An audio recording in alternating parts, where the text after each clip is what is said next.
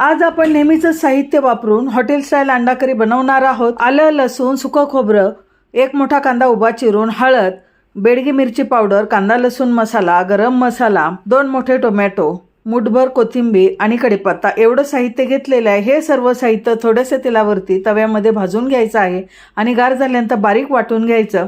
आता अंड्याला असे काप देऊन घ्यायचे म्हणजे मसाला व्यवस्थित मुरतो।